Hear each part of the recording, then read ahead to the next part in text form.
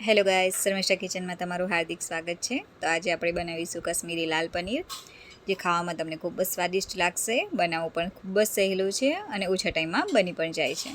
તો ચાલો રેસીપી આજને સ્ટાર્ટ કરીએ। તો એના માટે મેં અહીંયા તેલ લીધું છે। હવે આપણે પનીરના ક્યુબ કરી દઈશું। તમારે થોડા મોટા રાખવા હોય તો તમારે મોટા રાખવાના, ઘરનું પનીર હોય તો ઘરનું પનીર પણ ચાલે। અને એને ગોલ્ડન ફ્રાય થાય ત્યાં સુધી તમારે બંને બાજુથી શેકી લેવાના રહેશે।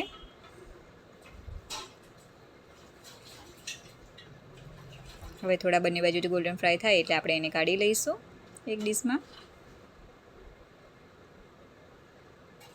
હવે આપણે એક પેન લઈશું, એમાં થોડું તેલ ઉમેરીશું અને એમાં મેં તેજપત્તા, દાલચીનીનો એક ટુકડો અને લવિંગ 3 થી 4 ઉમેર્યા છે અને થોડું જીરું ઉમેરી દઈશું એમાં આપણે, અને એને થોડીવાર થવા દઈશું। હવે મેં ટામેટાને બાફી લીધા હતા અને એને ક્રશ કરી લીધા છે, એની પ્યુરી બનાવી દીધી છે।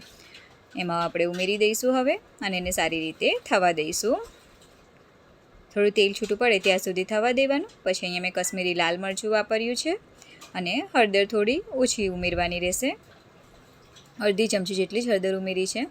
હવે એમાં આપણે થોડું પાણી ઉમેરીને એને થોડીવાર થવા દઈશું, ઉકળવા દઈશું। તેલ છૂટું પડે ત્યાં સુધી ફરીથી આપણે એને ઉકળવા દેવાનું રહેશે।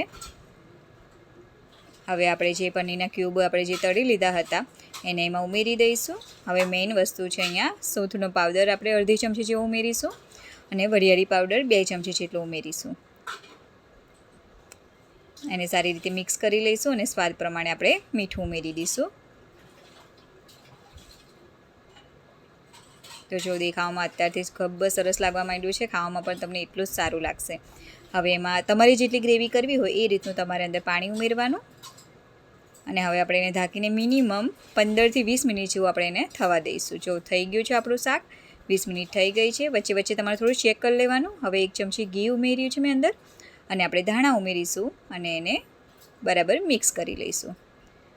તો હવે આપણું કશ્મીરી લાલ પનીર શાક બનીને રેડી છે। તો તમે એને પરોઠા સાથે, રોટલા સાથે, રોટલી સાથે, ભાખરી સાથે, કંઈ પણ સાથે તમે એને સર્વ કરી શકો છો।